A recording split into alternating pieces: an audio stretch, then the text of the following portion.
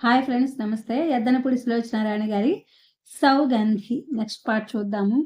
చిత్ర సౌగంధి సంతోషంగా పరిగెత్తుకొచ్చింది.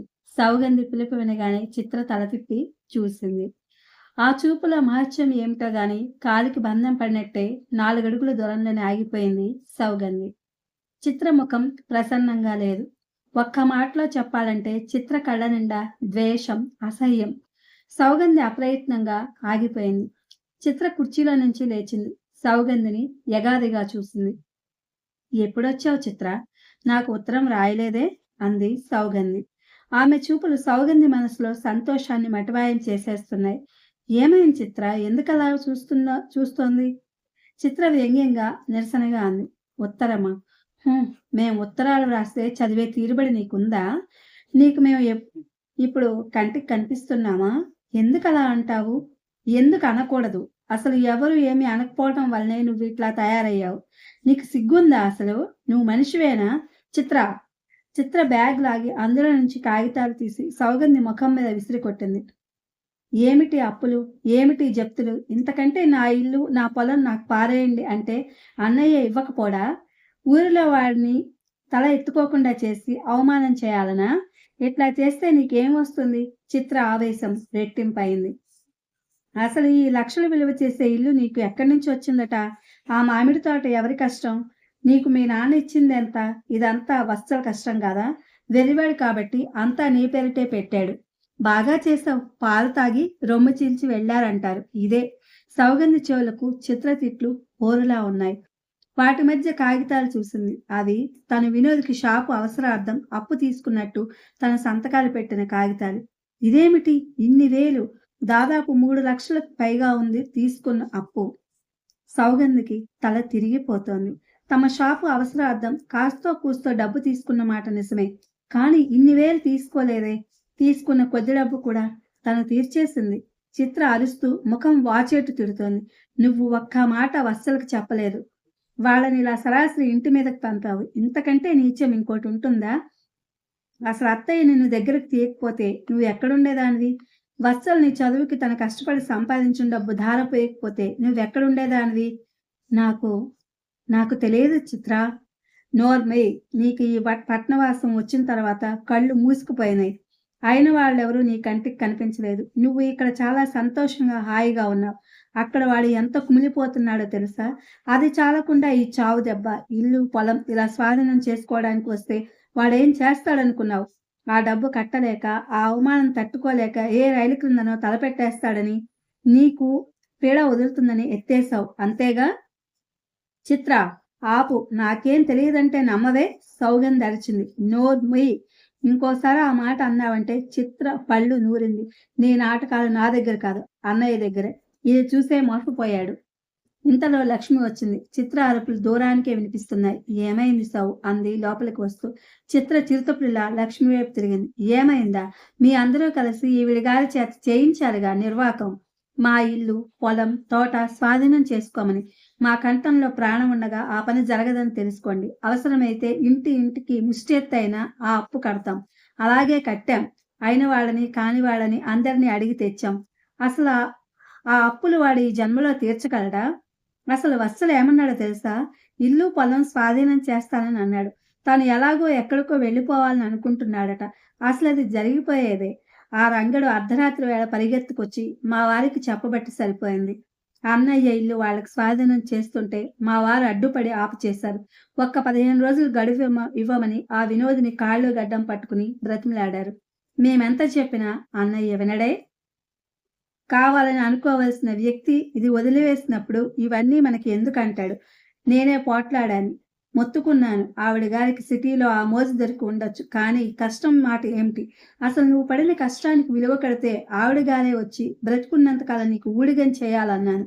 నేను వెళ్ళి ఊరి పెద్ద ప్రెసిడెంట్ గారికి చెప్తాను. ఆయన ఈ వచ్చిన వాళ్ళ కాళ్ళు ఎరగొట్టిస్తాడు. అంటే అలాంటి సిల్లీ పనులు చేస్తే నేను నీ కంటికి కనిపించను చిత్ర అని నా మీద ఎగిరాడు. ఎవ్వరికి ఏది చెప్పకూడదట. ఇల్లు, పొలం ఆ మహానుభావుడికి అప్పజెప్పి తన కట్టుబట్టలతో ఎక్కడికో వెళ్ళిపోతాడట.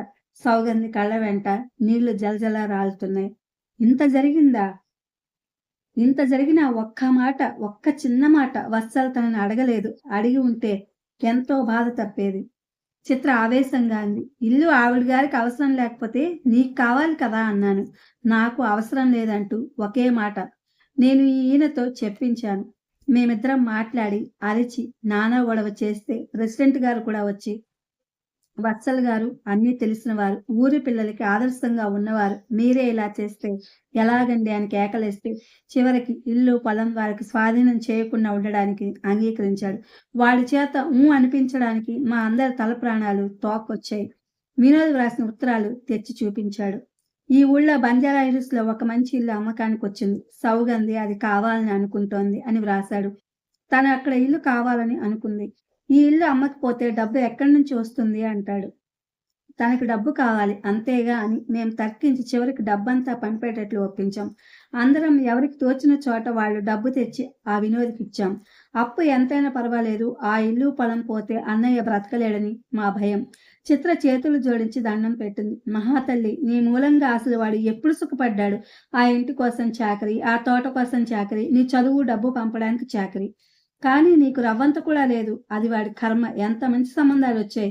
ఆ జడ్జి గారు అమ్మాయిని చేసుకోమని వాళ్ళు ఎంత తిరిగారు. ససమేరా చేసుకోనన్నాడు. వాళ్ళకి ఒక్కతే పిల్ల, బోలెడంత ఆస్తి. ఆయనకి వత్సలంటే ప్రాణం. మాకు మగపిల్లలు లేరు. నువ్వే కొడుకనుకుని ఆస్తిపాస్తులు అప్పచెప్తామని ఆయన ఎంతగానో తిరిగారు. నేను చేసుకోమని ఒకటే మాట. చేసుకోనని ఒకటే మాట. వాడిని నేను ఒప్పించలేకపోయాను. ఒళ్ళిమండి. అక్కడేమో ఆవిడ గారు షాపు, గీపు అంటూ లక్షణంగా ఫ్రెండ్స్‌తో తిరుగుతూ హాయిగా ఉంది. ఇక్కడేమో నువ్వు తిన్నావో లేదో అని అడిగే దిక్కు కూడా లేకుండా ఒక్కడివి నువ్వు ఎందుకిలా కష్టపడాలి అంటే, ఇది నా ప్రాప్తమని నవ్వేవాడు. కానీ వాడెంత బాధపడుతున్నాడో నాకు తెలుసు. ఇప్పుడేం చేశాడో తెలుసా? ఆ ఇంటికి తాళం వేసేశాడు. తను వెళ్లి పొలంలో వేసిన ఆ షెడ్‌లో ఉంటున్నాడు. ఇంటికే రావటం లేదు వాడు. ఏం చేశాడని ఇంత బాధపడుతున్నాడు? ఇదంతా నీ మూలంగానేగా. ఏం మా మహాతల్లి, నీకిక్కడ ఉండాలంటే ఉండు. నీకు ఇష్టమైతే ఇష్టమైన వాళ్ళని పెళ్లి చేసుకుని ఊరేగు. మధ్యలో వాడినెందుకు బాధ పెడతావు? నేను నిన్ను చేసుకోను, నువ్వు వేరే పిల్లని చేసుకో అని చెప్పేస్తే పోయేది. పోయేది సౌ. నువ్వు చేసిన పనికి ఇప్పటికి చాలా సంతోషంగా ఉండొచ్చు కానీ ఎప్పటికైనా వాడి ఉసురు నీకు తగలక మానదు. అత్తయ్య ఆత్మఘోష నీకు తప్పకుండా తగులుతుంది. మా అందరిని బాధ పెట్టావే, అది ఊరికే పోదు. తప్పక నీకు తగులుతుంది. మీరలా అనకండి. ఇదేం చేయలేదు. లక్ష్మి కల్పించుకుని అనబోయింది. మీరు నోరు మూసుకోండి. మీరందరూ కలిసి ఆవిడ గారి చేత ఈ పని చేయించారు. అంతే. గొర్రె కసాయివాడిని నమ్ముతుంది. తనే అనుభవిస్తుంది. అయినవాళ్ళు లేకపోవడం అంటే ఏమిటో ఇప్పుడు కాదు, ఇంకో సంవత్సరం గడవని తెలుస్తుంది. నేను వెళ్తున్నాను. అయ్యో, కూర్చోండి. కూర్చోవటానికి రాలేదు. మా వారు పని మీద వెళ్తుంటే ఒక్కసారి ఈ మహాతల్లిని 4 కడిగి పెడదామని వచ్చాను. సౌగంధి నిరుత్తురాలై వచ్చి కూర్చుంది. ఇంత జరిగిందా? అక్కడ ఇంత జరుగుతుంటే ఇక్కడ తను ఎంత హాయిగా తిరుగుతుంది. చిత్రని తిట్టని. వద్దు లక్ష్మి, ఆపు చేయకు. చిత్ర, తిట్టు, ఇంకా తిట్టు. నువ్వెన్ని తిట్టినా తక్కువే. అసలు నా మూలంగా వత్సలకు జరిగిన ఆ అవమానానికి సిగ్గుపడుతున్నాను. ఇంతలో టెలిగ్రామ్ అని వినిపించింది. లక్ష్మి వెళ్లి సంతకం పెట్టి తెచ్చింది. సౌ, నీకే అంటూ ఇచ్చింది. టెలిగ్రామ్ దేశాయ్ ఇచ్చారు. వత్సలకి యాక్సిడెంట్ అయింది. చాలా సీరియస్‌గా ఉంది. దేశాయ్. ఆ! నేను అనుకుంటూనే ఉన్నాను. నా భయం నిజమే అయిందా అంటూ చిత్ర వెళ్ళిపోయింది. లక్ష్మికి సౌగంధి ముఖం చూస్తే చాలా భయమేసింది. ముఖం పాలిపోయింది. పెదవులు అదురుతున్నాయి. సౌ దగ్గరకు వచ్చి భుజం మీద చేయి వేసింది. దీనికి నీవే కారణం. నీవే అంటూ మనసు ఆక్రోశించింది. నాకేం తెలియదు. నేనేం చేయలేదు. వినోద్ మోసం చేశాడు. జ్వాలకు డబ్బు కావాలని నన్ను ఉపయోగించుకున్నాడు. ఏడ్చేసింది సౌ అనునయించింది. సౌగంధి లక్ష్మి నడుము చుట్టూ చేతులు వేసింది. లక్ష్మి, నన్ను సిరిపురం తీసుకెళ్ళు. వత్సలతో ఒక్క మాట చెప్తావా? భగవంతుడా, నాకసలు ఆ అవకాశం ఉంటుందా అంటూ బావురుమంది. ఇది ఫ్రెండ్స్, ఎద్దనపూడి సులోచనారాయణ గారి Saugandhi. Thank you for watching.